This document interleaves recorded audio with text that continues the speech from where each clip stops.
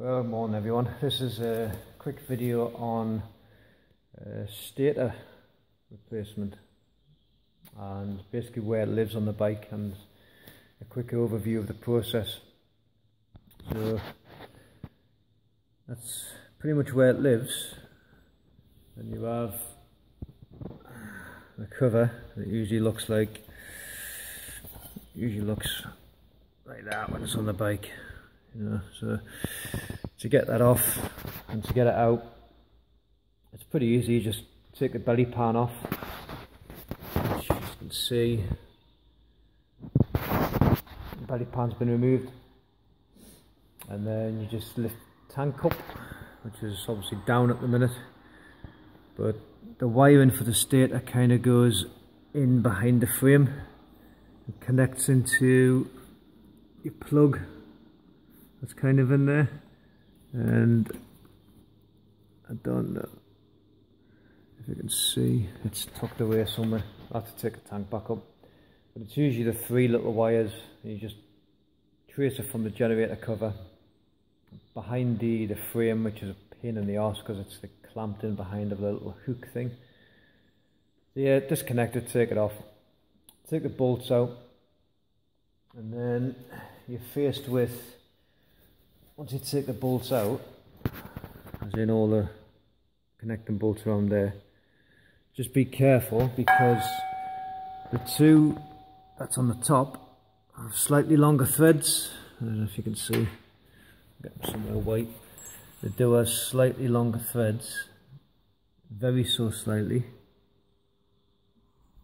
just to compensate for where they're actually situated.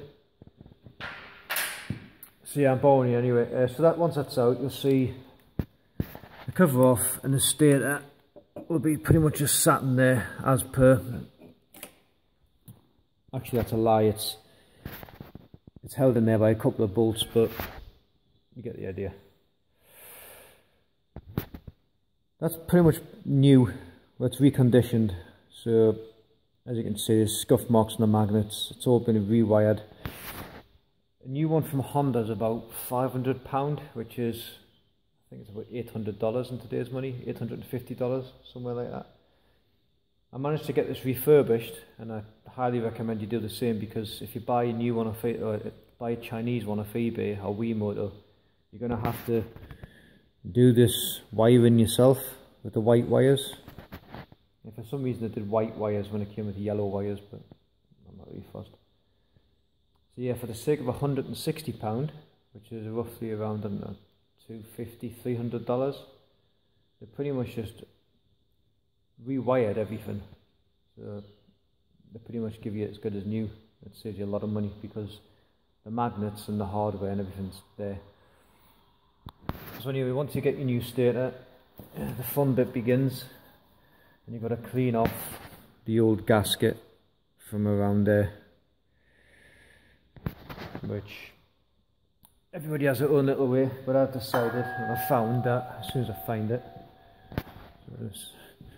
Yeah, this isn't my workshop, by the way. I wish it was. This is actually, I'm on a military base, and we pay a certain monthly fee to basically get the use of this workshop.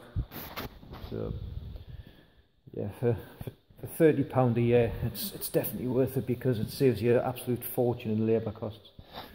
So this cost me £2. It's basically a putty knife, window glazers would use, and you just got to basically kind of get in at this whole gasket and just gently just scrape away. Usually I find that if you use a little bit of oil, I'm using, that's just like MOD contract grade green oil, multi-purpose oil. Just get like a rag and or a brush and just brush it over lightly. Put your knife it off, and then give it a bit of a clean up, some wet and dry, compress there, good wipe down, and then just get your new gasket, put it on, and drop the fish. Right, like I said, this was held in place by 3 bolts, which I've got there under the bike seat. However, when you pull this off, you'll probably notice that this bit here, I can't line it up.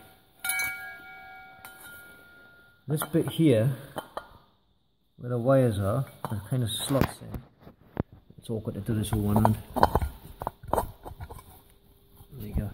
That's kind of held in like that with some, looks like hot glue. I haven't got a glue gun and there's not one here in the shop, so what I'm going to try and do is just put some, I think we've got tubes of instant gasket there, so just anything just to put it in place. I really don't think it has to be hot glue. Don't use super glue because that's silly.